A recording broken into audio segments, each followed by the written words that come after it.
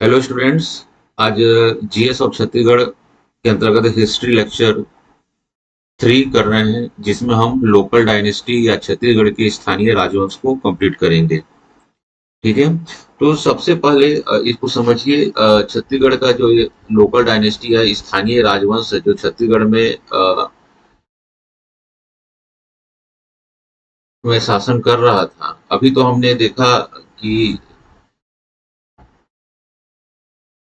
Evidence देखा अभी हमने कि मौर्य काल का एविडेंस क्या है, गुप्ता काल का एविडेंस क्या है। ठीक है। अब छत्तीसगढ़ के जो लोकल डायनेस्टी है, जब उसकी हम बात कर रहे हैं, क्योंकि देखेंगे कि 6th सेंचुरी के बाद से जो होता है कि जैसे ही गुप्ता डायनेस्टी का पतन हो जाता है, तो भारत में ऐसा कोई भी राज्य नहीं था या राजवंश नहीं था जो पूरे भारत पर क्या कर सके, शासन कर सके। तो छोटे छोटे जो है लोकल राजवंशों में पूरा भारत टूटा हुआ था, जिसको हम भारत के इतिहास में या इंडियन हिस्ट्री में राजपूता एज कहते हैं।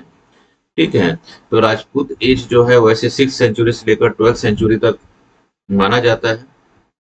ठीक है। उसी बीच में छत्तीसगढ़ में भी कुछ लोकल डायनेस्टी थे जो शासन कर रहे थे। तो आज का जो टॉपिक है वही लोकल डायनेस्टी या स्थानीय राजवंश है, जो 6th सेंचुरी एडी से लेकर जो है वह लगभग 12th सेंचुरी एडी तक शासन कर रहे थे। और कुछ यहाँ के जो लोकल डायनेस्टी हैं वह इंडिपेंडेंस तक भी बने रहे थे, मतलब स्वतंत्रता तक भी बने हुए थे। तो इन सभी को हम यहाँ पर आज देखने की कोशिश करते हैं, पढ़ते हैं। ठीक है। तो छत्तीसगढ़ के जो स्थानीय राजवंश है ना, उसको हम दो भागों में बांट दे रहे हैं। एक होते जैसे हमारा जो टॉपिक है अभी एंशिएंट छत्तीसगढ़ हम पढ़ रहे हैं, तो आपको कंफ्यूजन ना हो इसलिए मैं इन चीजों को बता रहा हूँ। और दूसरा होता है मिडिएवल टाइम पीरियड पे ना, मिडिएवल मतलब मध्यकाल का छत्तीसगढ़, मिडिएवल छत्तीसगढ़। मिडिएवल छत्तीसगढ़ में जो पूरा मिडिएवल छत्तीसगढ़ जो है वह कलचुरी राजवंश से के संदर्भ में है। आपको पहले ही बताया था कि स्टोन एज से लेकर लगभग 1000 एडी तक का समय या ईस्वी तक का समय जो है वह किसके अंतर्गत आता है, एंशियंट के अंतर्गत आता है। वैसे ही 1000 एडी से लेकर जो है लगभग 1707 तक एडी का जो समय है वह किसे आता है, मिडिएवल पीरियड के अंतर्गत आता है। तो छत्तीसगढ़ का जो मिडिएवल पीरियड है, अगर मेन राजवंश की बात करें तो पूरा जो है वह कलचुरी शासन व्यवस्था से भरा पड़ा है। ठीक, कलचुरी शासन व्यवस्था से बड़ा है, लेकिन हम इसको मिडिएवल छत्तीसगढ़ में पढ़ेंगे। कलचुरी वंश है या कलचुरी साम्राज्य जो लगभग पूरे छत्तीसगढ़ और उसके आसपास के क्षेत्रों पर शासन कर रहा था। तो हमारा टॉपिक यहाँ पे कलचुरी पढ़ना नहीं है, हम यहाँ जो टॉपिक कर रहे हैं वो हम लोकल डायनेस्टी की कर रहे हैं, स्थानीय राजवंश के ऊपर हमारा क्लास हो रहा है। और स्थानीय राजवंश के अंतर्गत जो है हम जो है 6वीं सदी से लेकर जो है 12वीं सदी तक या उसके बाद भी छत्तीसगढ़ के कौन कौन से लोकल डायनेस्टी थे जो अलग अलग पार्ट पर जो है शासन कर रहे थे। ठीक है। तो उसी सीक्वेंस में हम यहाँ पर आगे बढ़ रहे हैं। ठीक है।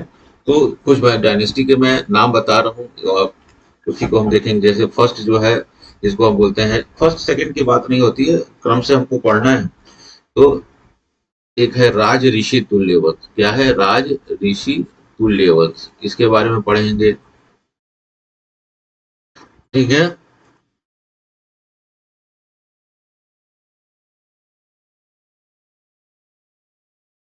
राज ऋषि तुल्य डायनेस्टी।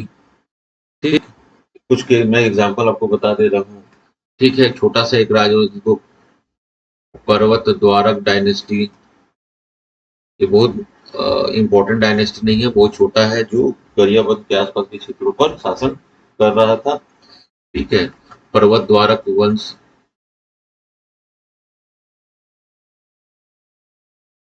ठीक है। पर्वत द्वारक वंश। उसके अलावा जो है नागा डायनेस्टी, नल वंश। ये एक एक करके हम पढ़ेंगे यहाँ पर। ठीक है।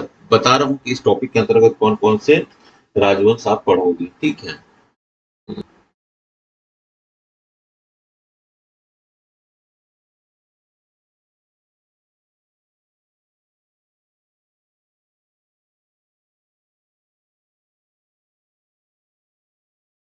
सरभपुरीय वंश।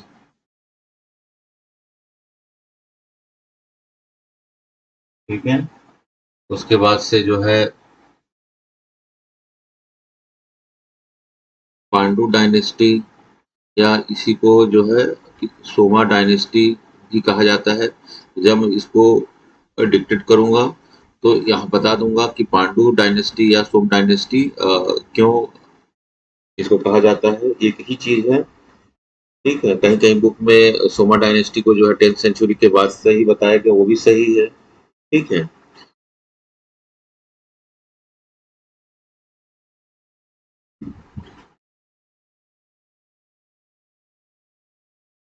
उसके बाद आता है एक नाग डायनेस्टी आता है। छत्तीसगढ़ में नाग वंश की दो शाखाएं शासन कर रही थी, और ये नाग डायनेस्टी जो है बेसिकली जो है ये मिडिवल छत्तीसगढ़ के अंतर्गत आ जाएगा। एक है फणी नाग वंश,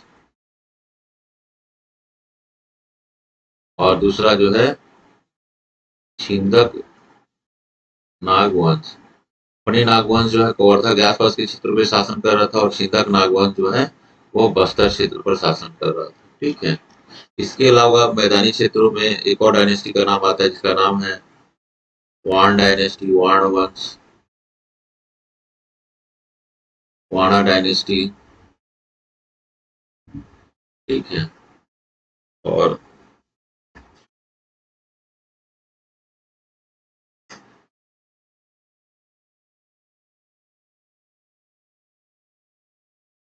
उसके अलावा जो बस्तर पे छिंदक नागवंश का शासन कर, उसका नाम क्या है, काकतीय, या काकतीय वंश। ठीक है। काकतीय वंश जो है वह 12th सेंचुरी से लेकर 20th सेंचुरी तक जो है बस्तर क्षेत्र पर शासन करते रहे। ठीक है। 12वीं सदी से लेकर जो है वो 20वीं सदी तक जो है छत्तीसगढ़ के में शासन करते रहे। तो ये छत्तीसगढ़ के क्या है, स्थानीय राजवंश है। राज ऋषि तुल्य वंश, पर्वत वारक वंश, नल वंश। ठीक है। इसमें से जो है अगर हम बात करें तो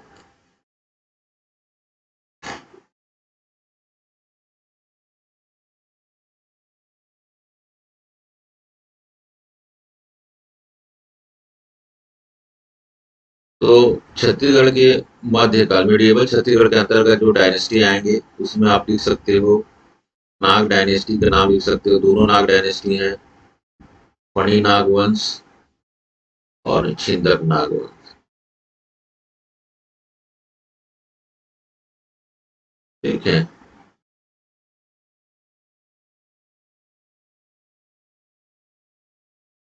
छिंदक नाग डायनेस्टी। दूसरा जो है, इसमें दो है, पहला ये दूसरा। ठीक है। तीसरा जो है आप लिख सकते हो काकतीय वंश। ठीक है। काकतीय वंश जो है छिंदक नाग वंश को रिप्लेस किया और बस्तर पर यह शासन करते रहा। बस्तर पर जो है 12वीं सदी से लेकर 20वीं सदी तक शासन कर, आज भी ये राजवंश है। ठीक है। और मध्यकाल में आप सोम डायनेस्टी को भी दे सकते हो। तो सोम डायनेस्टी जो कांकेर का जो सोम वंश है। ठीक है।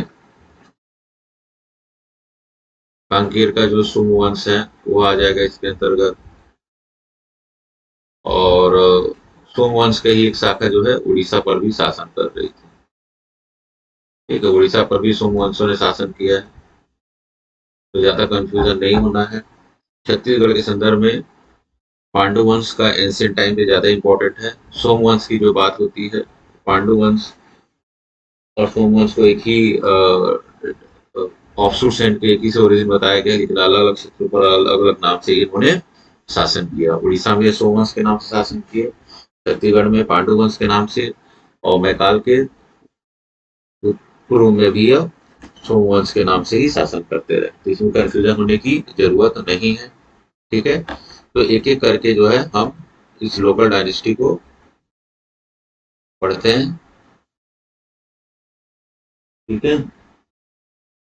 तो जो भी आप लोगों को अगर किसी प्रकार की समस्या समझने नहीं आ रहे हैं तो बिल्कुल आप व्हाट्सएप के माध्यम से संपर्क कर सकते हो।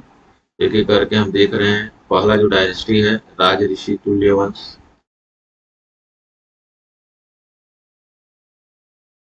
एकता है, तुल्य वंश है। बिल्कुल नॉर्मल वे में पढ़ना है। छत्तीसगढ़ के जीएस के लिए अगर कोई बुक है तो हिंदी ग्रंथ अकादमी में बहुत सारी पुस्तकें जो है इतिहास पर पब्लिश हो चुकी है। तो हिंदी ग्रंथ अकादमी से छत्तीसगढ़ के इतिहास के संदर्भ में आप पुस्तक परचेज कर सकते हो, या प्राइवेट पब्लिकेशंस के जो बुक है वो भी आप कर सकते हो। कोई भी एक बुक रहना चाहिए, रेफरेंस बुक, लेकिन अच्छी बुक होना चाहिए। ठीक है। राज ऋषि तुल्यवंश, राज ऋषि तुल्यवंश जो है लगभग 5वीं से लेकर 6वीं सदी के बीच में जो है यह संक्रमणाक्षी के राजपूत काल में जो है यह छत्तीसगढ़ में शासन कर रहा था ये। ठीक है।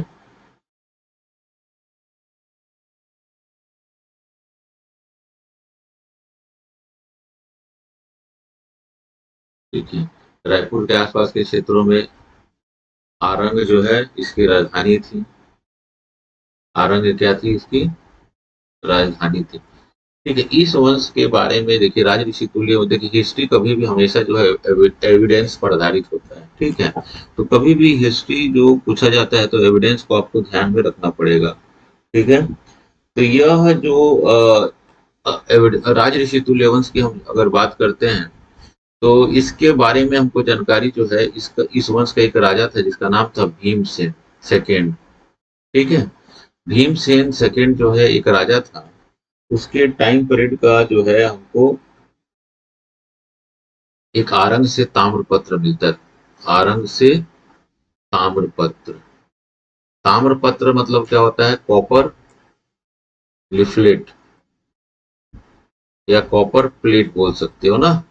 तांबे के चादर होते हैं, प्लेट्स होते हैं, उस पर लिखा होगा। तो ये जो कॉपर प्लेट्स को देखना है तो आप गुरु घासीदास म्यूजियम रायपुर में भी जा सकते हैं। अलग अलग राजाओं के सदर में बहुत सारे copper plates, would script, stone scripts, ये सब वहाँ पे रखे हुए हैं। तो आप देख सकते हैं। तो ताम्रपत्र भी आपको वहाँ पे देखने को मिल जाता है। कलचुरी काल के बहुत सारे ताम्रपत्र रखे हुए हैं, उससे पहले के भी हैं। तो भीमसेन सेकंड के आरंग से ताम्रपत्र पर लिखा हुआ है, और उसी से इस वंश के बारे में जानकारी हमको प्राप्त होती है। ठीक है। उस कॉपर प्लेट पर लिखा हुआ है कि भीमसेन, मैं भीमसेन द्वितीय और मेरे से पहले जो है इस वंश में ये शासन राजा थे। तो मतलब इसकी शुरुआत कहाँ से हो रही है? भीमसेन द्वितीय के समय से हो रही है। ठीक है। भीमसेन द्वितीय के बाद की हमको जानकारी नहीं मिल रही है, भीमसेन द्वितीय के समय की जानकारी मिल रही है। ठीक है। और इस कॉपर प्लेट पर जो डेट अंकित की गई है, ठीक है, उसने उसमें उन्होंने गुप्त संवत का प्रयोग किया है। ठीक है। गुप्त संवत का इसमें क्या किया गया है? प्रयोग किया गया है। उपयोग किया गया मतलब गुप्ता संवत का कैलेंडर का उपयोग किया गया है। जब गुप्ता संवत के कैलेंडर का उपयोग किया गया है तो इसको हम बोल सकते हैं इन्होंने क्या किया था? गुप्त शासक की अधिकता को स्वीकार कर दिया था। ठीक है। क्लियर है? तो गुप्त संवत या गुप्ता कैलेंडर का यूज किया, जिस पर जो है 182 या 282, इसलिए मैं बोल रहा हूँ गुप्त संवत कैलेंडर में ऐसा यहाँ पर लिखा गया है। ठीक है। तो यहाँ पर वन जो लिखा गया है ना वो अस्पष्ट हो गया है। वह वन है या टू है, इस बात पर बड़ा कंफ्यूजन है। तो जो भी मानेंगे तो 100 साल का डिफरेंस आ जाता है। तो डेफिनेटली ये तो बात सही है कि 182 या 282 जो भी हो। तो गुप्त संवत जो स्टार्ट कब से होता है? 390 एडी से स्टार्ट होता है। तो 390 एडी में हम 182 जोड़ देते हैं।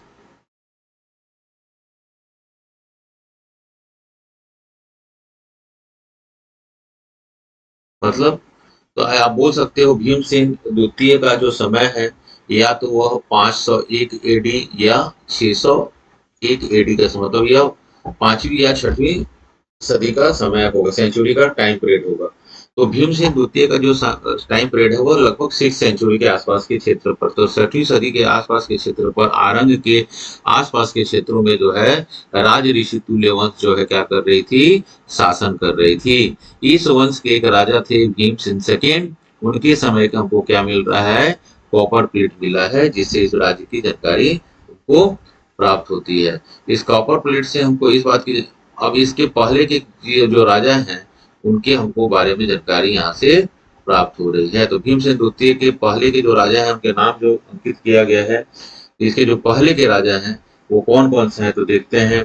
भीमसेन के पहले के जो राजा थे उनका नाम था, मतलब यहाँ पर अगर शुरू में बात करें तो एक राजा का नाम जिक्र किया गया है जिसका नाम है सूरा। ठीक है, इसको पहला राजा बताया गया है। ठीक है, सूरा के बाद से जो दूसरा राजा का नाम बताया गया है दयित बताया गया है। ठीक है, सूरा दयित। तीसरा जो बताया गया है विभीषण बताया गया है।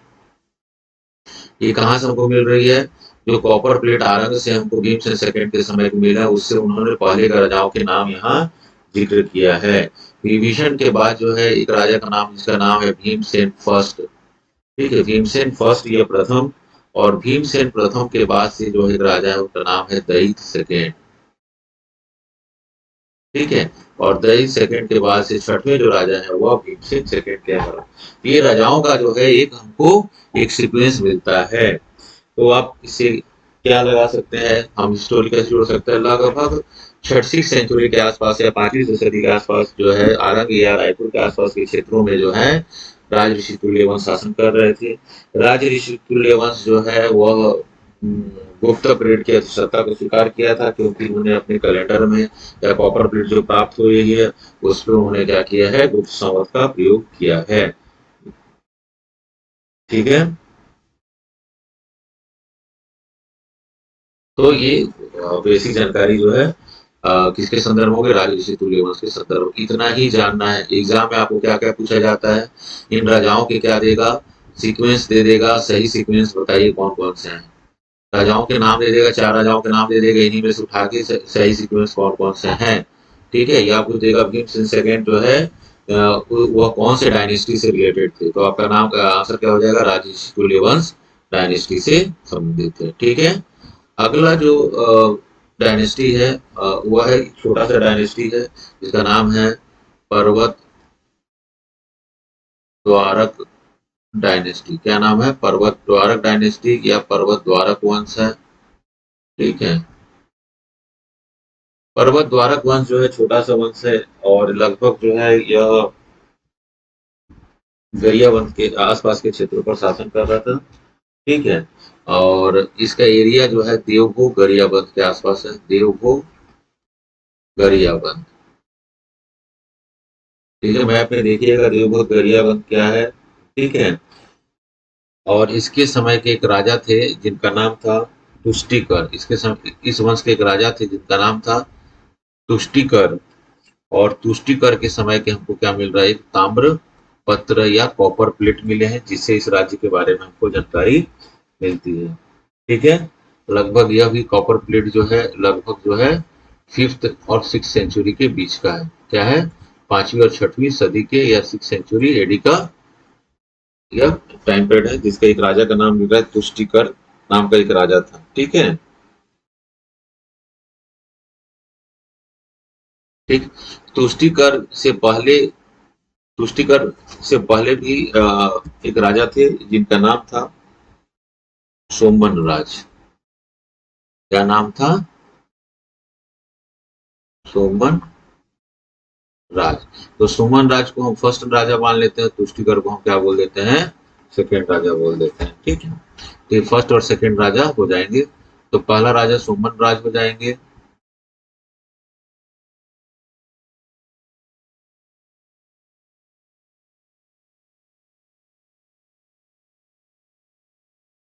पहला राजा कौन हो जाएंगे, सुमन राज, और दूसरे राजा क्या हो जाएंगे, तुष्टिकर।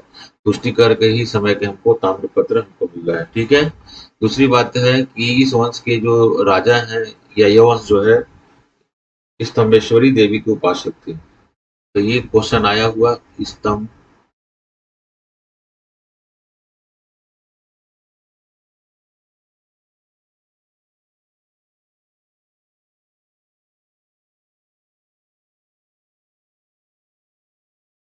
स्तंभेश्वरी देवी के उपासक कौन था? पर्वत द्वारक वंश के जो राजा थे वो स्तंभेश्वरी देवी के उपासक थे। ठीक है, ताम्रपत्र को इसके समय में पुष्टि करके समय का।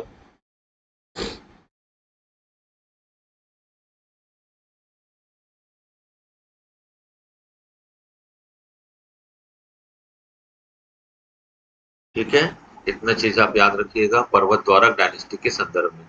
तो पर्वत द्वारक डायनेस्टी कहाँ थी? वो गरियाबंद के आसपास के क्षेत्रों में राज कर रहा था सोमन राज और तुष्टिकर। ठीक है, तुष्टिकर के समय के ताम्रपत्र हमको मिल रहा है और यह स्तंभेश्वरी देवी के क्या थे? उपासक थे।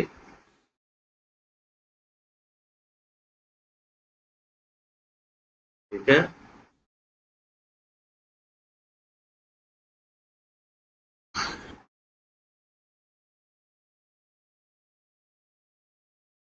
सोमन राज ने क्या किया था कि देवभोग को दान में दे दिया था।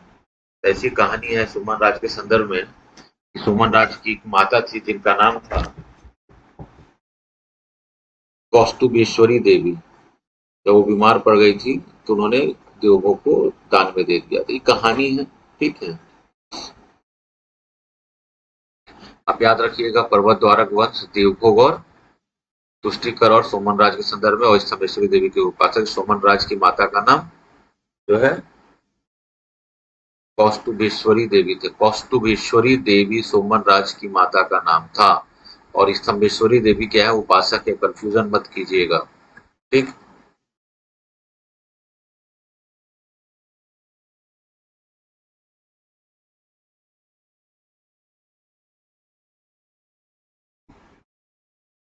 ठीक है। तीसरा जो प्रमुख वंश आता है या नेक्स्ट जो वंश आ रहा है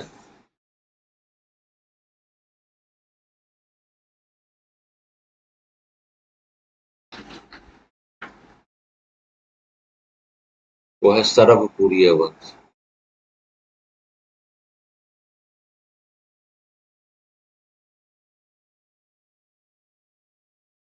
ठीक है, सरभपुरीय वंश।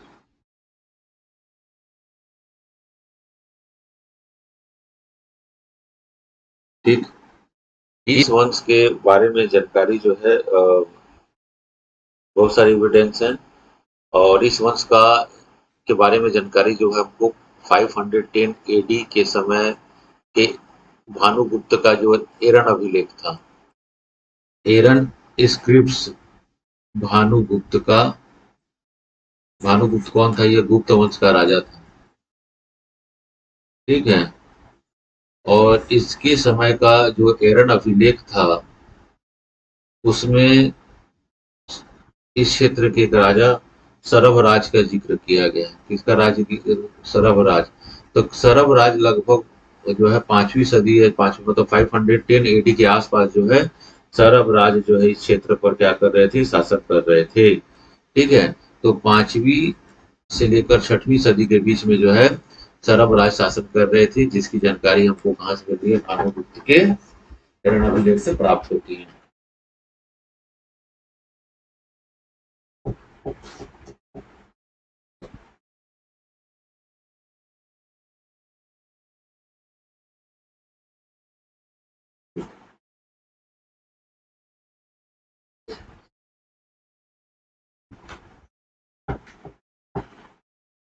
ठीक, तो संस्थापक भी हम मानेंगे तो कौन हो जाएगा? सरभ राज। राजा सरभ के कारण ही इस वंश का नाम जो है सरभपुरी है। तो संस्थापक कौन होंगे? राजा सरभ। ठीक है, इनकी राजधानी क्या थी? तो यह सरभपुर की पहचान जो है सारंगढ़ के आसपास के क्षेत्र में की गई है। सारंगढ़ के आसपास के क्षेत्र में सरभपुर की पहचान की गई है। वर्तमान का जो छत्तीसगढ़ का सारंगढ़ है। ठीक है, और सरभपुरी वंश के जो राजा हैं वो वैष्णव धर्म को मानते थे। मतलब वैष्णव धर्म को मानते थे। वैष्णव धर्म के वैष्णव थे ये। ठीक है, वैष्णव धर्म को यह मान रहे थे।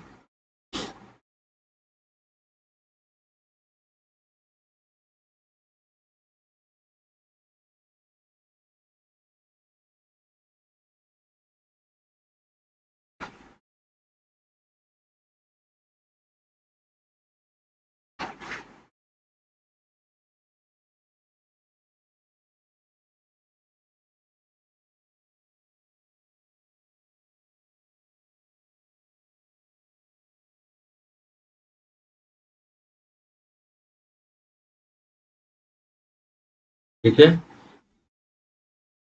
इस वंश के जो सरब राज के बाद जो राजा बने हैं उनमें प्रमुख नाम जो है देखिए किसका किसका आता है। तो पहला शासक जो क्या हो जाएगा, सरब राज। ठीक है। दूसरा शासक का नाम आता है नरेंद्र देव या नरेंद्र राज। दूसरा नाम का आता है नरेंद्र राज। ठीक है। उसके बाद से जो तीसरा महत्वपूर्ण शासक का नाम आता है जिसका नाम रहता है प्रसन्न मात्र। प्रसन्न मात्र। ठीक है, प्रसन्न मात्र। ठीक है। तो प्रसन्न मात्र जो शासक हैं, ठीक है, इनके समय के जो है ये जो है बहुत सारे हमको सोने और चांदी के सिक्के हमको प्राप्त होते हैं। ठीक है। सोने एवं चांदी के सिक्के इनके समय से प्राप्त होते हैं। ठीक है। जिस पर जो है गरुण, शंख, चक्र इत्यादि के चिन्ह बने। जो शंख इत्यादि के चित्र चित्र बने, इसका मतलब क्या है, यह वैष्णव धर्म को मानते थे। कौन से धर्म को मान रहे हैं? वैष्णव धर्म को मानते थे। ठीक है।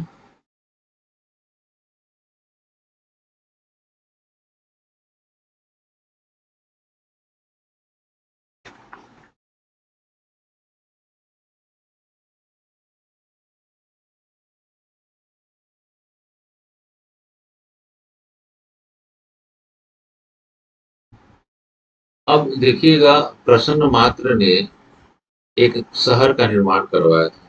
एक शहर का निर्माण करवाया था। उसका नाम था प्रसन्नपुर। क्या नाम था उसका? प्रसन्नपुर था। और यह प्रसन्नपुर की पहचान जो है आज मल्हार के रूप में की गई, जो बिलासपुर के पास है। ठीक है। तो उनमें लिखा गया है कि प्रसन्न मात्र ने प्रसन्नपुर शहर का निर्माण करवाया मिडिला नदी के किनारे। तो निडला नदी जो है, जो शब्द किया गया है वो आज के संदर्भ में लीलागढ़ नदी के संदर्भ में। क्या है यह? लीलागढ़ नदी जो शिवनाथ की ट्रिब्यूटरी है, सहायक नदी है। किसकी सहायक नदी है यह? जो शिवनाथ की सहायक नदी है। तो प्रसन्नपुर या मल्हार नामक एक शहर का निर्माण करवाया इन्होंने। ठीक है। और नीला मतलब इसके नीला नदी के किनारे, मतलब आज इसको लीलागढ़ नदी के नाम से आज जाना जाता है।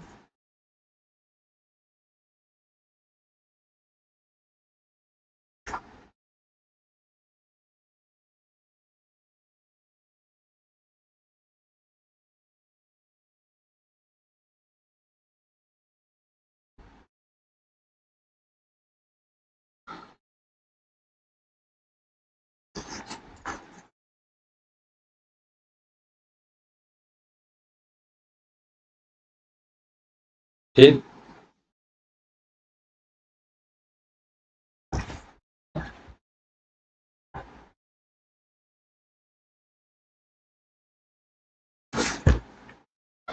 प्रसन्न मात्र के बाद से अगला शासक जो है उनका नाम देखिए, प्रसन्न मात्र जयराज। ठीक है। यह जयराज जो है प्रसन्न मात्र का बेटा था। और इसने जो है दुर्ग शहर की स्थापना की है।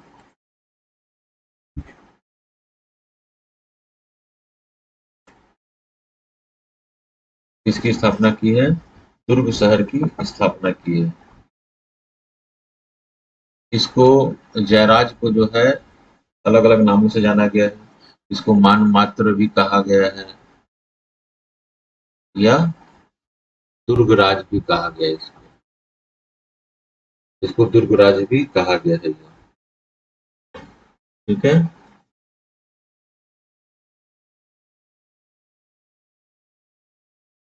इसके समय के भी बहुत सारे जो है हमको अभिलेख मिल रहे हैं।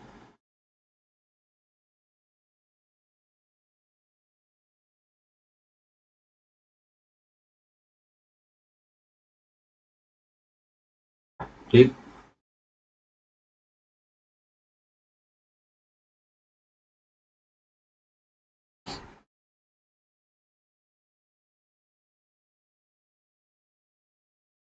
जयराज के जो है 3 पुत्र थे। 3 पुत्र कौन-कौन से थे इसके, देख लेंगे।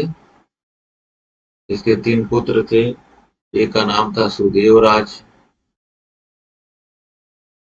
फिर दूसरे का नाम था प्रवरराज और तीसरे का नाम था व्याघ्रराज।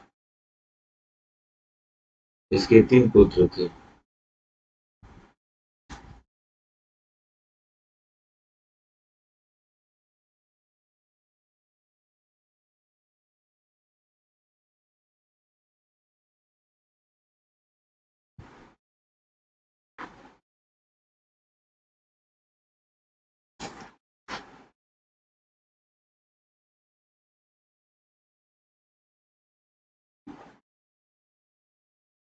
ठीक है। तो इसके बाद अगला शासक की अगर हम बात करते हैं तो वह है सुदेवराज।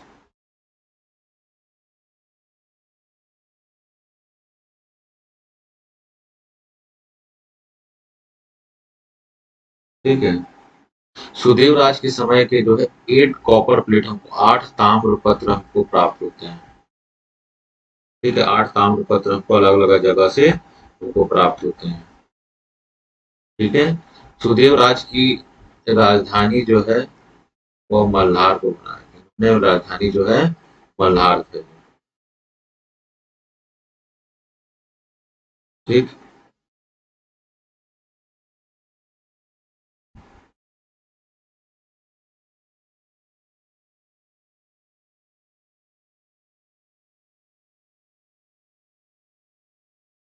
और सुदेवराज के समय ही द्वितीय राजधानी जो है सिरपुर बनी थी। लेकिन सिरपुर को स्थायी राजधानी बनाने का श्रेय किसको जाता है? प्रवरराज को जाता है। प्रवरराज ने सिरपुर को क्या किया था? स्थायी राजधानी बनाया।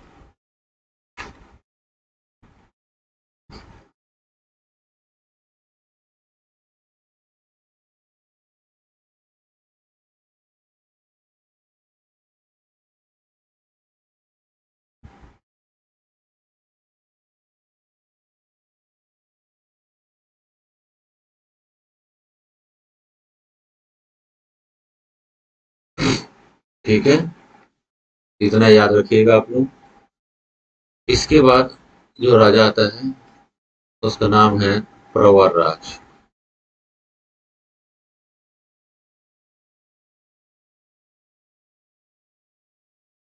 इस वंश का अगला राजा कौन होता है? प्रवरराज होता है। ठीक है। प्रवरराज ने अपनी राजधानी जो है कहाँ बनाया? सिरपुर को बनाया।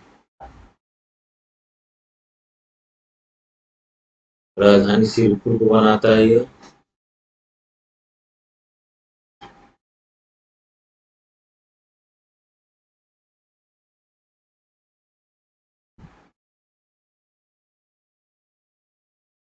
ठीक।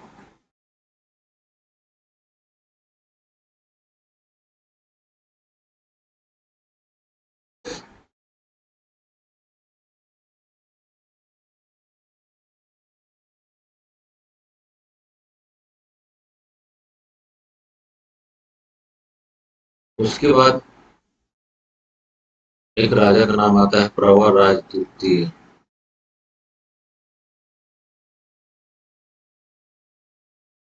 ठीक है, प्रवरराज द्वितीय।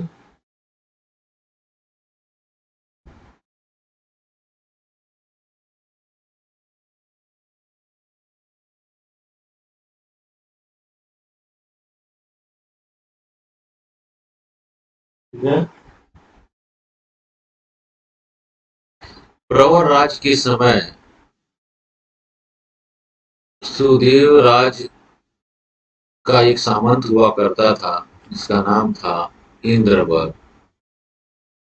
तो इंद्रबल ने क्या किया, अवसर का फायदा उठाकर, अवसर का फायदा उठाकर,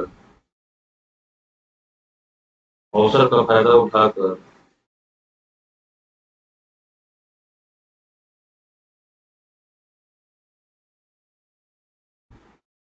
सरगपुरीय वंश का सफाया कर दिया और सिरपुर में एक नए वंश की स्थापना किया, जो आगे चलकर जो है पांडु वंश के नाम से जाना जाता है। मतलब सुदेवराज के समय में उनका एक अधीनस्थ सबऑर्डिनेट होता था जिसका नाम था इंद्रवल। आगे चलकर यही इंद्रवल क्या करता है, परवरा द्वितीय की हत्या कर देता है और सिरपुर में एक नए राज्य की स्थापना कर देता है। ठीक है, ये सरपुरी वंश से सरपुरी वंश जो है के बारे में जानकारी जो हमको एरन अभिलेख से प्राप्त हो रही है।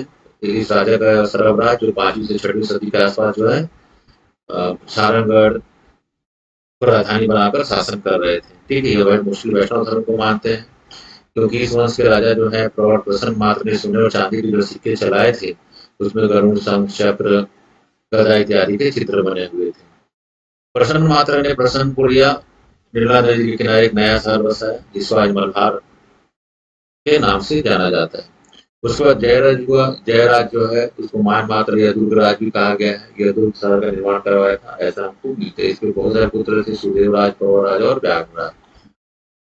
ठीक है, सुदेवराज के समय के 8 ताम्रपत्र जो है वो रायपुर इसके आसपास के क्षेत्रों से मिलाप होते हैं। इसने अपनी राजधानी मल्हार बनाया था, दूसरी राजधानी सिरपुर बनाया था। सुदेवराज के बाद प्रवरराज राजा होते हैं, प्रवरराज ने अपनी राजधानी जो है सिरपुर को बनाया। प्रवरराज द्वितीय प्रवरराज द्वितीय जो है वह के समय जो है सुदेवराज का एक सामंत था, इंद्रबल अवसर पाकर जो है उसकी हत्या कर देता है और पूरे सर्वपुरीय वंश का सफाया कर जो है सिरपुर में जो है वह एक नया डायनेस्टी पांडु वंश की स्थापना कर देता है। ठीक है, इतना आप याद रखिएगा सब चीजों के संदर्भ में।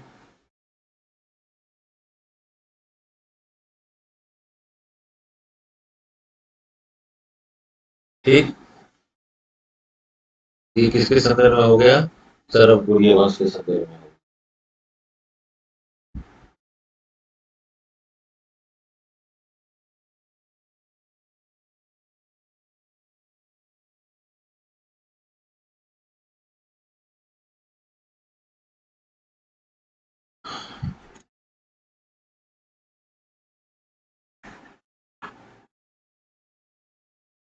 ठीक, सर्वपुरीय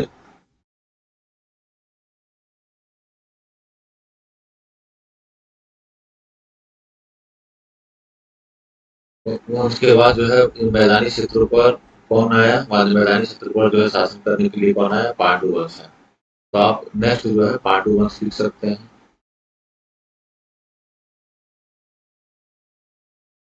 क्या कर सकते हैं, पांडु वंश।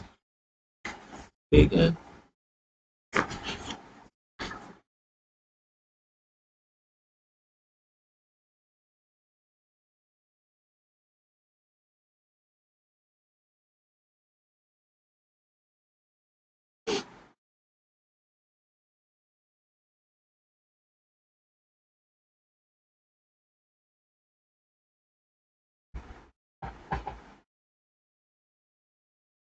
ठीक। तो लगभग 6वीं से 7वीं सदी के बीच में सिरपुर पर, इनकी राजधानी क्या थी, सिरपुर। तो सिरपुर पर जो एक नया वंश की स्थापना थी जिसका नाम था सिरपुर। सिरपुर को जो है चित्रांगदपुर के नाम से भी जाना जाता है। किस नाम से जाता है, अ, चित्रांगदपुर के नाम से,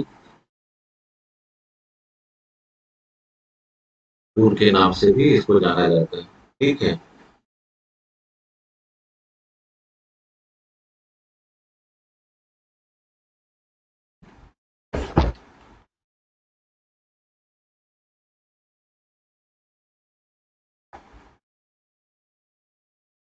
तो सिरपुर में आपको पहले बताया कि सरपुरी वंश जैसे सफाया होता है, तो तो जब प्रवर राज्य के जो पूर्वज थे सुदेव राज, उनके अंडर में एक सामंत हुआ करता था जिसका नाम इंद्र।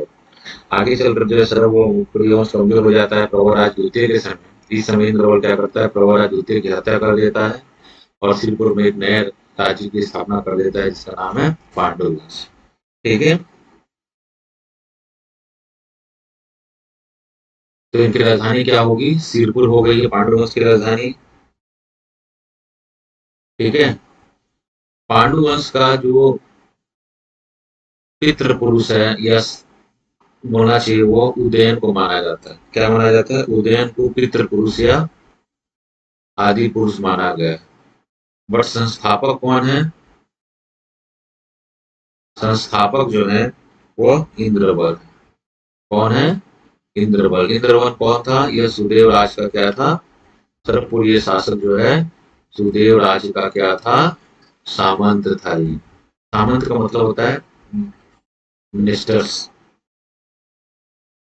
ठीक है, अवसर पाकर क्या किया इसने, प्रवराज सेकंड के टाइम क्या किया, इंद्रबल ने प्रवराज सेकंड की हत्या कर दी और सिरपुर पर क्या किया, पांडुवंश की स्थापना कर दी। तो फाउंडर तो इंद्रबल है, ठीक है, वास्तविक संस्थापक, बट उदयन जो है इनका क्या है, मतलब इस वंश का स्टार्टिंग जो पॉइंट हुआ उदयन से होता है। ठीक है, जिसको आदि पुरुष के नाम से भी जाना जाता है, फाउंडर। इसको हम फाउंडर बोल सकते हैं तो इसको रियल फाउंडर बोलेंगे। संस्थापक उदयन को अगर संस्थापक बोलते हैं तो इंद्रवल को क्या कहेंगे, वास्तविक संस्थापक, क्योंकि ये वास्तव में जो राजा शब्द है इंद्रवल के समय पे है। उससे पहले क्या थे, सामंत के अंदर वो दूसरे के अंडर में शासन कर रहे थे। तो पांडुवंश का संस्थापक कहा गया, तो वास्तविक संस्थापक जो रियल फाउंडर जो है इंद्रबल है। ठीक है, इंद्रबल ने क्या किया, अपना विवाह जो है प्रवरा द्वितीय की पुत्री से अपनी विवाह कर लिया इसने।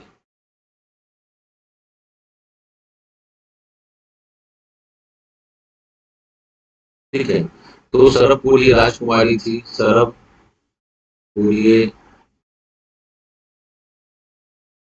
राजकुमारी लोक प्रकाश से इसने विवाह कर लिया। उसका नाम था लोक प्रकाश।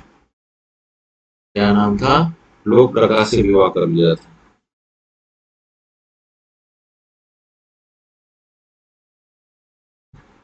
ठीक, और इंद्रवल ने जो है खरौद में,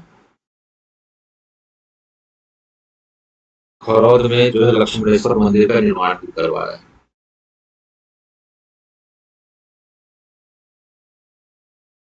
मंदिर का निर्माण करवाया। ठीक है, तो छत्तीसगढ़ में पांडु वंश का वास्तविक संस्थापक कौन है, तो इंद्रवल। कौन है, इंद्रवल।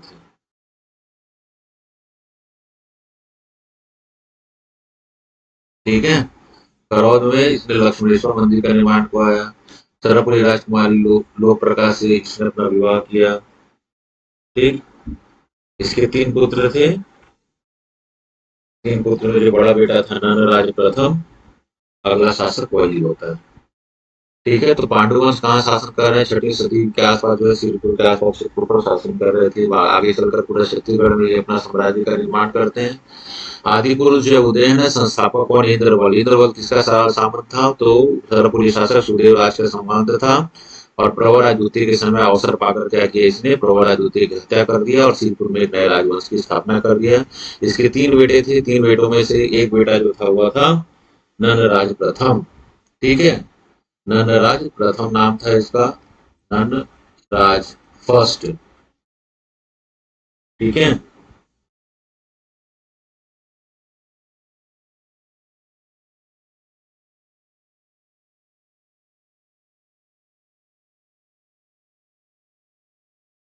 ठीक।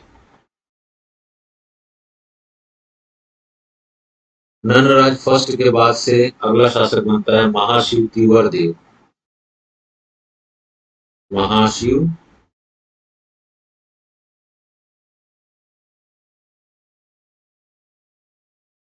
महाशिव तीवर देव। महाशिव तीवर देव जो है एक बहुत प्रतापी शासक था। ठीक है, इसने पांडु वंश का क्या किया, पांडु वंश के साम्राज्य का विस्तार किया।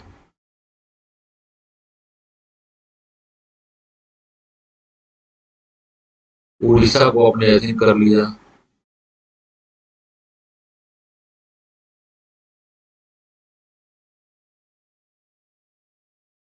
उड़ीसा को इसने क्या किया, अपने अधीन कर लिया।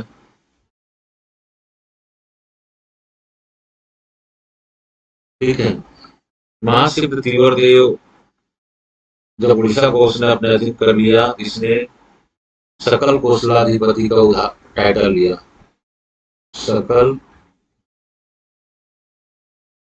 कोसला अधिपति का उपाधि धारण की इसने। याद रखिएगा, बहुत बार क्वेश्चन पूछा गया सकल कुशलाधिपति। तो सकल इसके जो स्क्रिप्ट्स हैं उसमें सकल कुशलाधिपति के नाम से इसको जाना गया है। ठीक है, बहुत इसके समय के बहुत सारे कॉपर प्लेट जो है राजीव से हमको मिल रहे हैं, बालों से मिल रहे हैं। ठीक है, इसके समय के स्क्रिप्ट जो है, शिलालेख जो है, आरंग शिलालेख मतलब होता है जो स्टोन पर लिखा गया है, आरंग से हमको प्राप्त हुए हैं। ठीक है, महाशिव तीवर देव इसने क्या किया था, सकल कोसलाधिपति की उपाधि धारण की थी। उड़ीसा को इसने अपने अधीन कर लिया था, उड़ीसा के शासकों को कराया था। ठीक,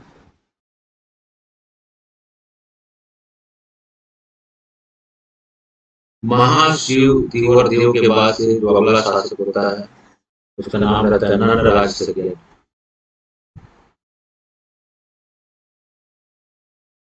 नंदराज सेकेंड होता है।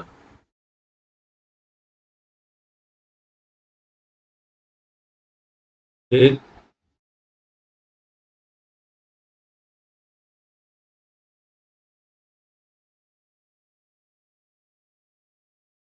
नंदराज के बाद से अगला शासक होता है, उसका नाम रहता है हर्षगुप्त।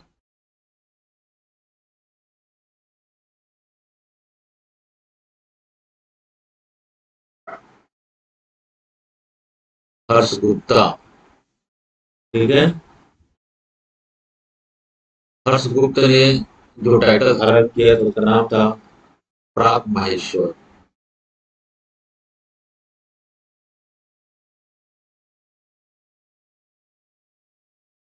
ठीक है, प्राग महेश्वर की उपाधि धारण की थी।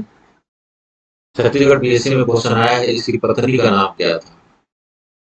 इसकी पत्नी का नाम था रानी वसाटा। पत्नी का नाम क्या था, रानी वसाटा। यह कौन से वंश से थी, तो ये लिखिएगा, ये मगध पर शासन कर रहा था, मगध पर। ये भौगली वंश का शासन,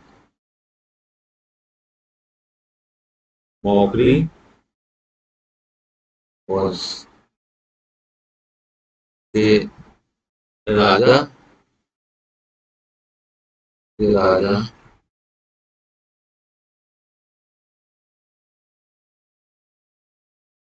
पुत्री थी। रानी वसाटा कौन थी, तो रानी वसाटा जो है मगध के भौगली भौगली वंश के शासक राजा सूर्यवर्मा की पुत्री थी। मतलब हर्षगुप्त बहुत शक्तिशाली था, इसने भौगली वंश के राजा की पुत्री से इसका विवाह हुआ। मतलब इस वंश के ऐश्वर्य के बारे में हमको इससे पता चल जाता है। ठीक है, ठीक है,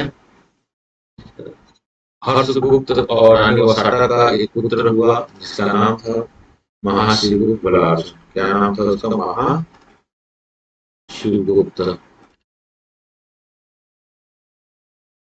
बलार्जुन। बाल्यावस्था में ही इसको धनुर् विद्या में बहुत पारंगत है, इसलिए इसको बलार्जुन के नाम से जाना जाता है। ठीक है, तो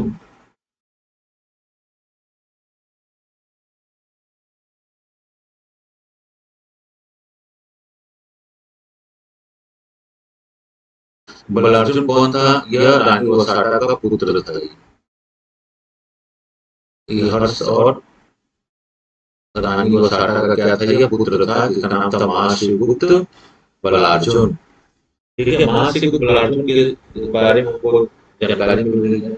अभी देखो महर्षि गुप्तलार्जुन का जो टाइम पीरियड लिखा गया है वो लिखा गया है 595 टू 655 एडी।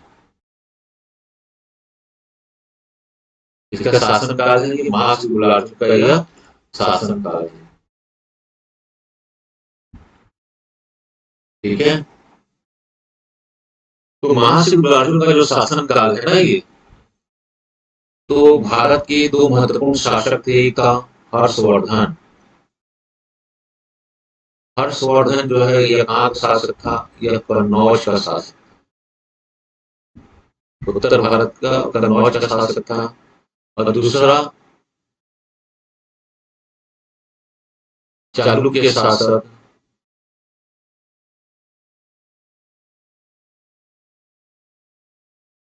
द्वितीय। एक चालुक्य शासक था, बहुत इतिहास में हर्षवर्धन और पुलकेशिन द्वितीय का बहुत इंपॉर्टेंट रोल है। और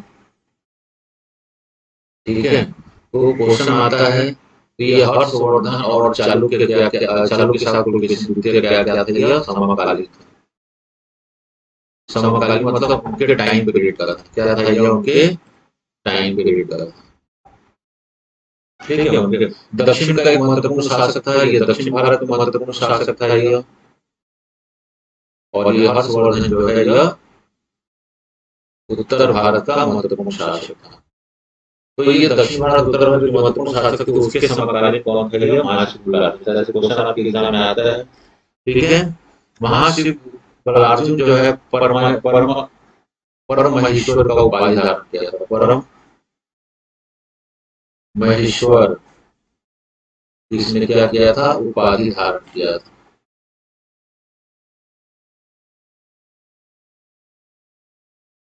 परमेश्वर कृष्ण ने उपाधि धारण किया था। ठीक है, वैसे तो यह शैव धर्म को मानता था, लेकिन वैष्णव धर्म का भी सम्मान करता था। तो उपासक क्या था, शैव धर्म का था, लेकिन वैष्णव धर्म से संबंधित मंदिर का निर्माण हुआ था। क्योंकि महर्षि गुप्तलार्जुन के समय ही इसकी माता ने, रानी वसाटा देवी ने अपने पति हर्षगुप्त की स्मृति में सिरपुर में लक्ष्मणेश्वर मंदिर का निर्माण करवाया।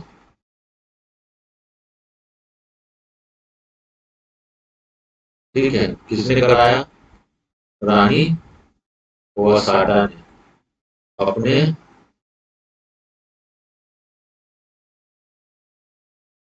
पति की स्मृति में, अपने पति की स्मृति में। ठीक है,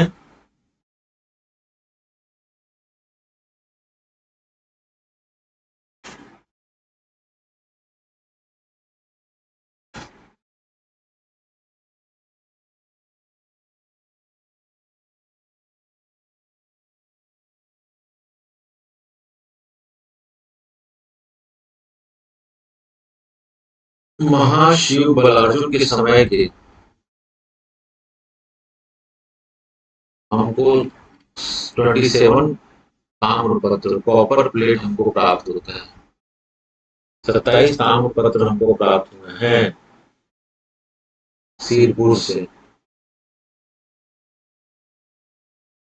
ठीक है, किसी भी राजा के इतने सारे ताम्रपत्र एक ही जगह से प्राप्त करना अपने आप में बहुत महत्वपूर्ण है।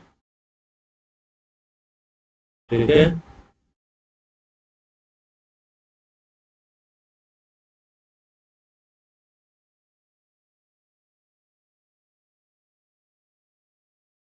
यह जो है छत्तीसगढ़ का प्राचीन इतिहास के, छत्तीसगढ़ के प्राचीन इतिहास का एक महत्वपूर्ण शासक है ये।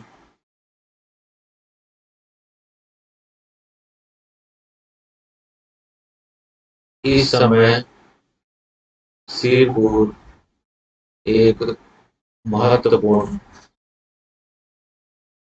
सांस्कृतिक गतिविधियों का केंद्र बना हुआ है।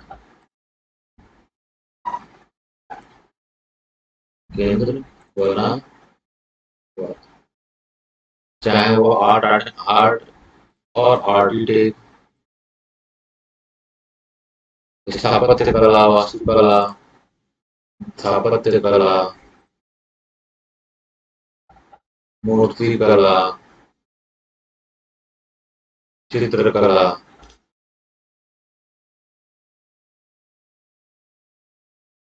के क्षेत्र में बहुत प्रगति हुई।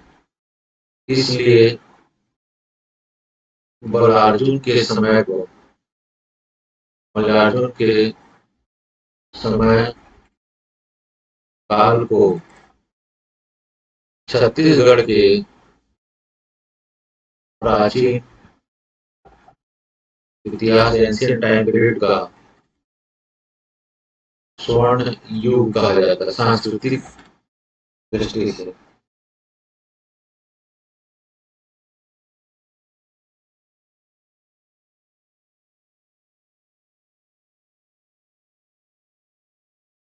ठीक है। और महाशिव बलार्जुन के बाद से क्या हो गया, पांडु वंश का, पांडु वंश का महाशिव बलार्जुन के बाद से महाशिव बलार्जुन के बाद से धीरे धीरे पतन प्रारंभ हो गया।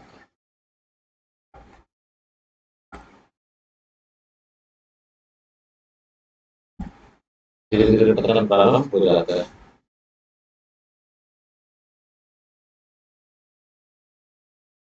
ठीक है। और 10वीं सदी के आसपास यह सोमवंश के नाम से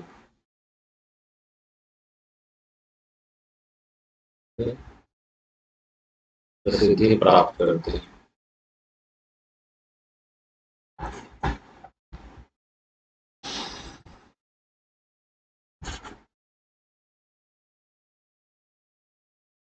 ठीक है।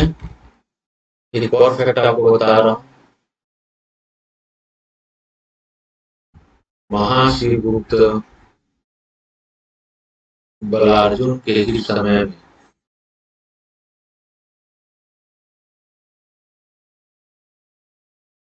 चीनी पिलग्रिम्स, चीनी यात्री वेन छत्तीसगढ़ आया था।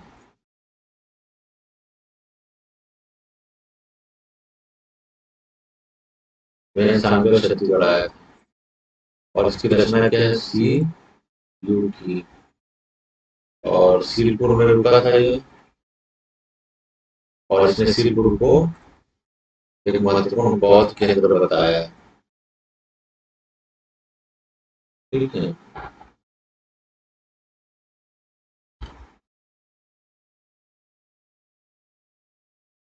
तो ये महाशिवगुप्त बलार्जुन का टाइम पीरियड है। तो आप ये महाशिवगुप्त बलार्जुन के टाइम पीरियड को आप देख लेंगे। और इसके बाद से धीरे धीरे क्या हो रहा है, वंश का समाप्त हो जा रहा है। इसी के समय में कौन आ रहा है, वेन सांग आ रहा है। वेन सांग कौन था, चीनिया। बहुत बार क्वेश्चन आया है। ठीक है कि ये कब आया, तो महाशिव बलार्जुन के टाइम पीरियड में क्या करता है, यह छत्तीसगढ़ की यात्रा करता है। ठीक।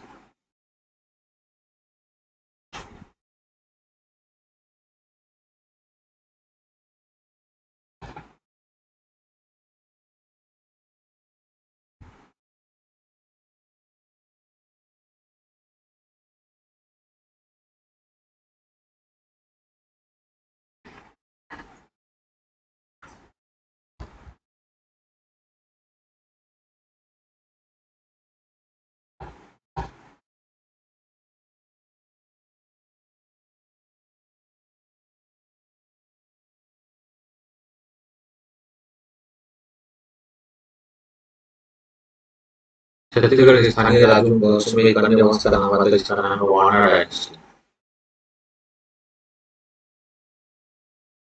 वाणा डायनेस्टी ये लगभग जो है 9वीं सदी के आसपास, 9th सेंचुरी के आसपास जो है ये पाली कोरबा क्षेत्र पर शासन कर रहा है। पाली कोरबा के आसपास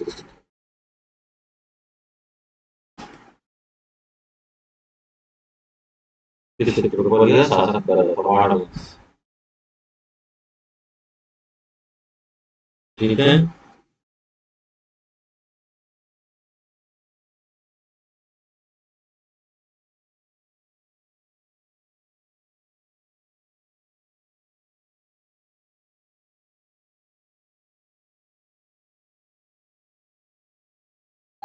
ठीक है, इस वंश का जो संस्थापक है उसका नाम है महामंडलेश्वर मल्लदेव।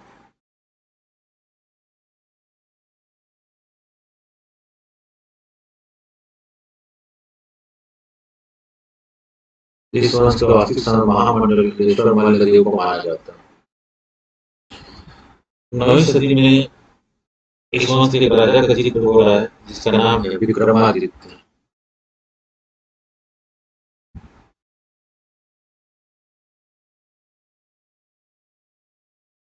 9वीं सदी के आसपास जो विक्रमादित्य जो है इस वंश का शासक था। इसके समय के हमको प्रमाण मिले पाली के शिव मंदिर, पाली के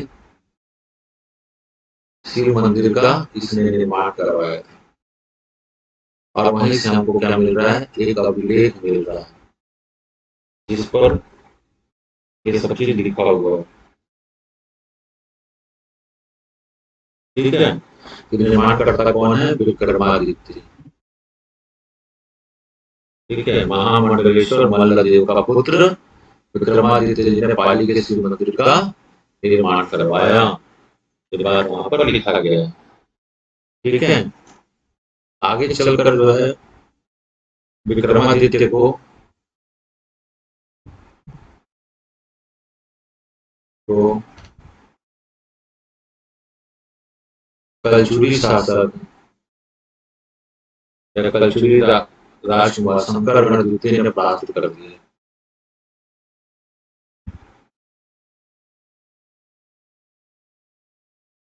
उसको परास्त कर हरा दिया। शंकरगण द्वितीय क्या किया, जो है कलचुरी शासक है उसने जो है विक्रमादित्य को हरा दिया। विक्रमादित्य को कलचुरी शासक शंकरगण द्वितीय ने हराया और इस प्रकार वाण वंश का सफाया हो गया। ठीक है, इस प्रकार क्या है, वाण वंश का सफाया हो गया। तो वाण वंश जो है लगभग 9वीं सदी में इसको एविडेंस मिलते हैं विक्रमादित्य के पाली के शिव मंदिर से। वहां पर लिखा है इस मंदिर का निर्माण जो है विक्रमादित्य के द्वारा किया गया, जिसके पिता का नाम क्या था, महामंडलेश्वर मल्लदेव था। इतना ही आपको जानना है।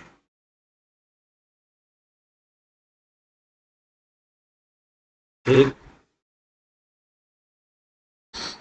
नेक्स्ट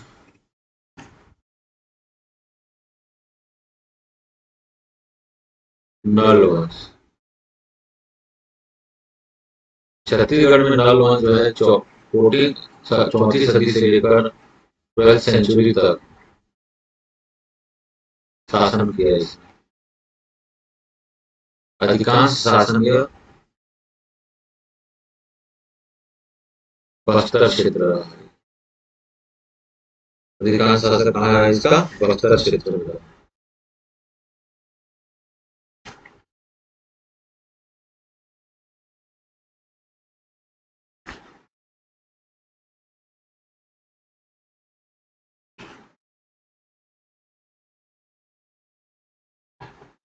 ठीक है, शासन क्षेत्र जो बस्तर क्षेत्र या दंडकारण्य क्षेत्र बोल सकते हैं।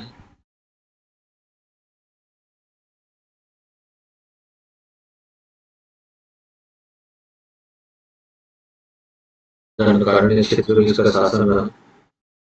ठीक है, और इस वंश का जो है लगभग जो है 14वीं सेंचुरी से 12वीं सेंचुरी में शासन का क्या, इस वंश का जो राजधानी है उसने पुष्करी को बनाया। पुष्करी। ठीक है, इस वंश का संस्थापक जिसको फाउंडर संस्थापक जो है, इस वंश का संस्थापक जो है उसको शिशु को माना जाता है।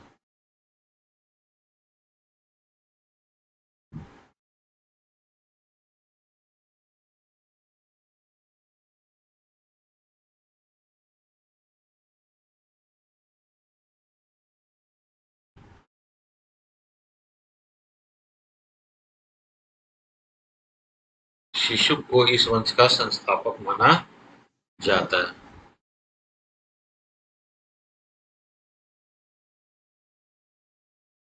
ठीक है। रियल फाउंडर वास्तविक संस्थापक जो है,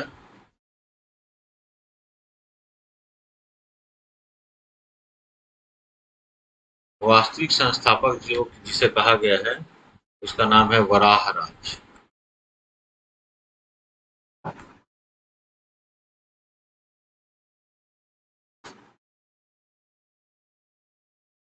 वास्तविक संस्थापक कौन है? वराहराज। ठीक है। इसकी राजधानी पुष्कर, संस्थापक शीशुक था और वास्तविक संस्थापक जो है वो वराहराज था।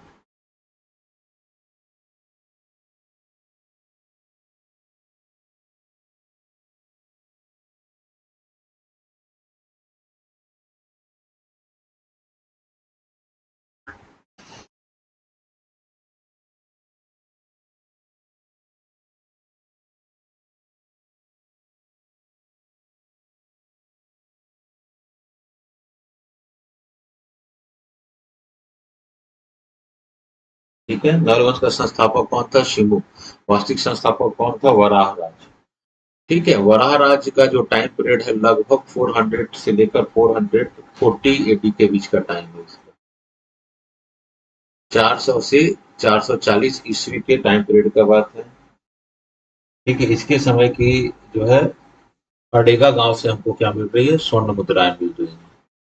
29 स्वर्ण सिक्के जो है हमको मिले हैं इसके समय के।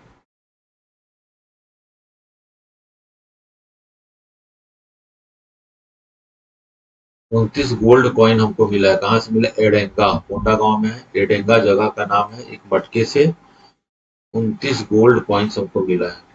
कोंडा गांव में एडेंगा, बस्तर कोंडा। ठीक है। 29 स्वर्ण मुद्राएं जो है वराह राज के समय के ही हमको मिले हैं एडेंगा से।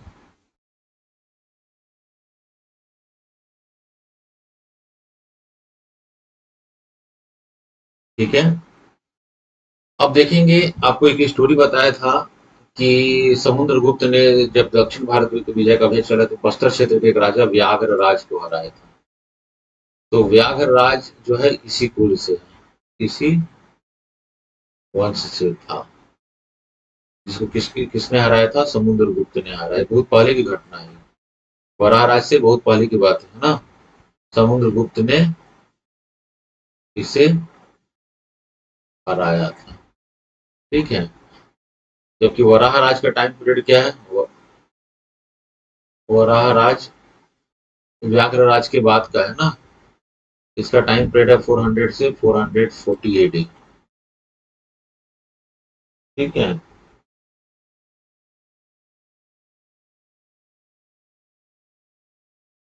तो अगर इसको हम बात करते हैं फाउंडर कौन है? शिशुक है या शिव, कहीं की बुक में शिमुक भी दिया है तो बात सही है, कोई दिक्कत नहीं है।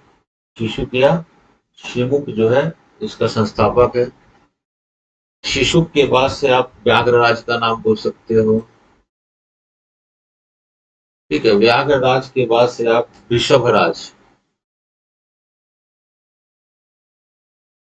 और वृषभ राज के बाद से जो है आता है वराह राज। ठीक है। इसी को हम क्या बोल रहे हैं? इसको वराह राज को वास्तविक संस्थापक हम कह रहे हैं।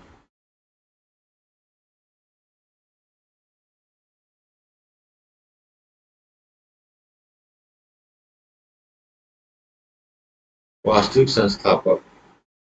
ठीक है।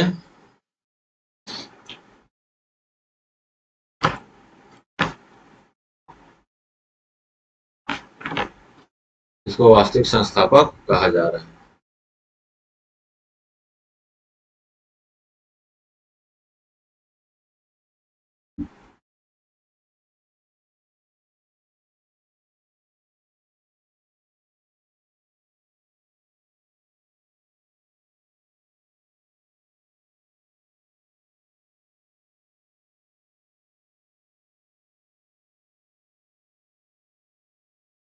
ठीक है। तो ये वराहराज वास्तविक संस्थापक वराज का राज का एक हिस्टोरिकल आपको बता दिया। ठीक।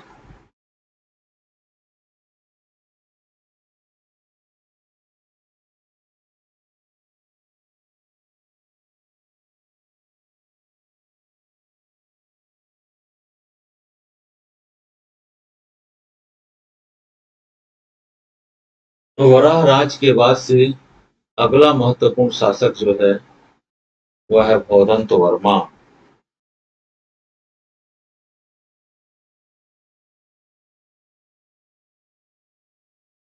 वराह राज के बाद से नेक्स्ट जो अगला शासक है उसका नाम है भौदंत वर्मा।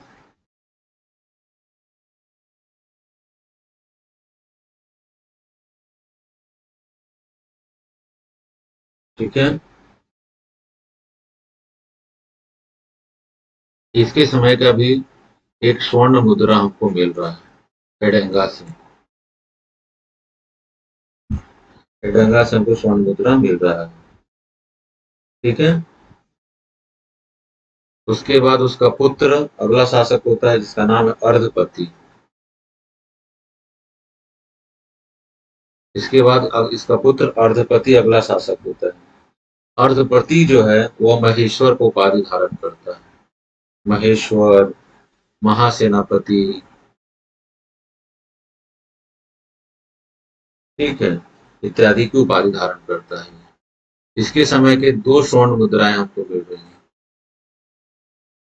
अड़ेंगा से ही मिल रहा है यह। ठीक है।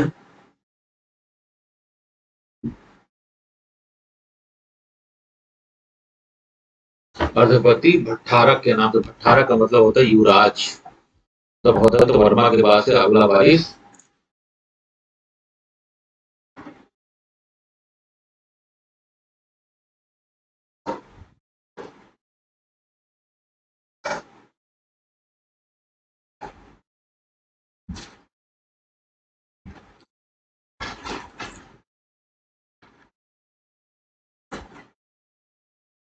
ठीक है।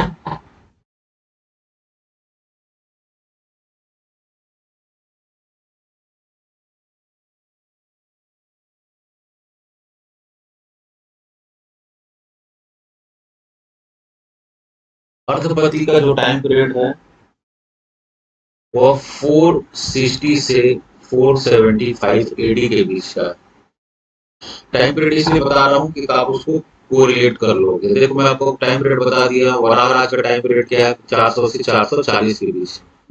अर्धपति का 460 से लेकर 475 तक का। तो स्वाभाविक सी बात है 440 से लेकर 460 एडी के बीच में किसका टाइम पीरियड होगा? भौदंत वर्मा का टाइम पीरियड। ठीक है। टाइम पीरियड का बहुत ज्यादा इंपॉर्टेंट नहीं है। ठीक है। अर्धपति जो है महेश्वर, महासेनापति इत्यादि का टाइटल रहता है। इसके समय की दो स्वर्ण मुद्राएं हमको एडेंगा से प्राप्त होती हैं। ठीक है।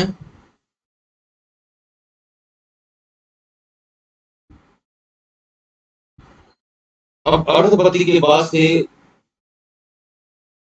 जो शासक बनता है उसका नाम रहता है स्कंद वर्मा। क्या नाम रहता है? स्कंद वर्मा।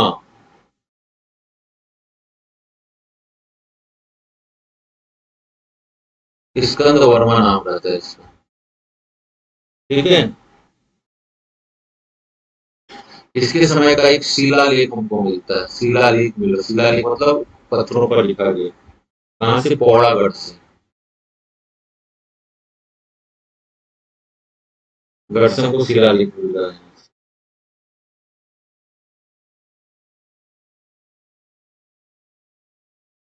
और स्कंद वर्मा के समय के बीच में वाकाटक नरेश को हराया था।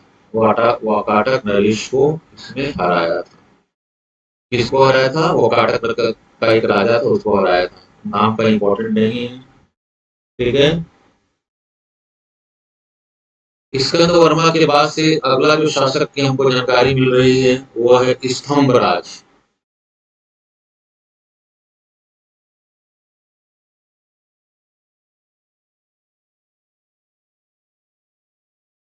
स्तंभराज।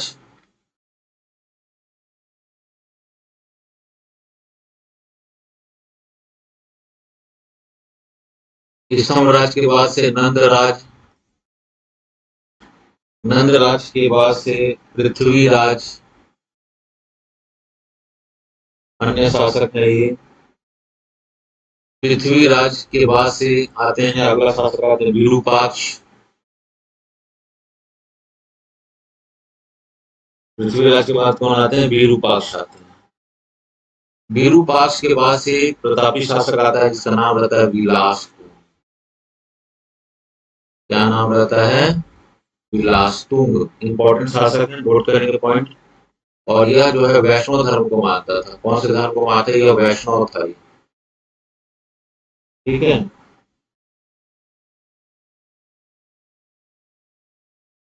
ठीक। विलासतुंग के समय का एक हमको स्क्रिप्ट मिलता है, राजीव स्क्रिप्ट, राजीव अभिलेख। राजीव अभिलेख या राजीव स्क्रिप्ट जो है, राजीव स्क्रिप्ट का संबंध जो है वह विलासतुंग से है। और यह जो स्क्रिप्ट लिखा गया है वह 700 से लेकर 740 एडी के बीच में, बोल सकते हो 7वीं सदी से 8वीं सदी के बीच में जो है वह जो है विलासतुंग जो है शासन कर रहा था। और विलासतुंग ने ही, ठीक है, विलासतुंग ने ही क्या किया? राजीव लोचन मंदिर का निर्माण करवाया। पॉइंट को नोट कर लीजिएगा। विलासतुंग ने ही क्या करवाया है? यह राजीव लोचन मंदिर का निर्माण करवाया है। इंपॉर्टेंट पॉइंट है। राजीव में राजीव लोचन मंदिर का निर्माण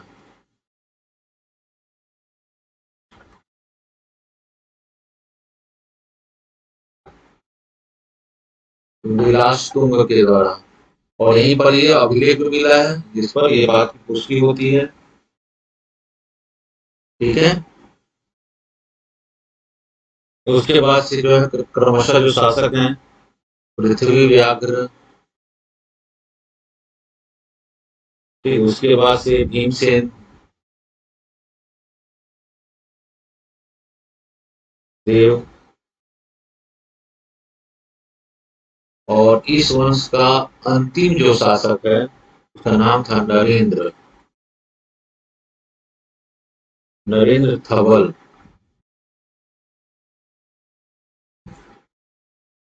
यह नल वंश का अंतिम शासक है। अंतिम शासक हो गए। ठीक है।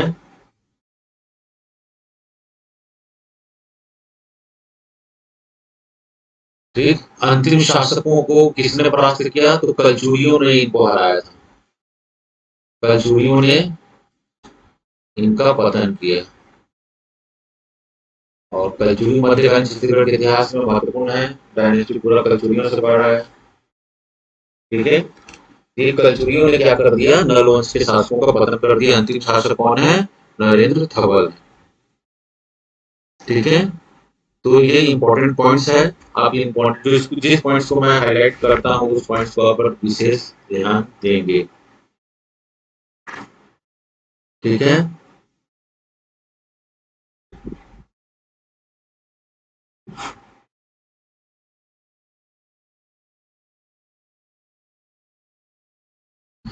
आज की क्लास में इतना ही। अगली क्लास जो है हमारा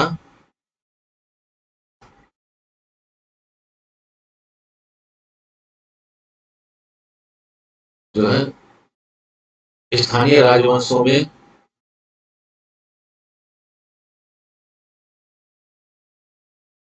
फणी नागवंश, सॉरी, मतलब फणी नागवंश, छिंदक नागवंश,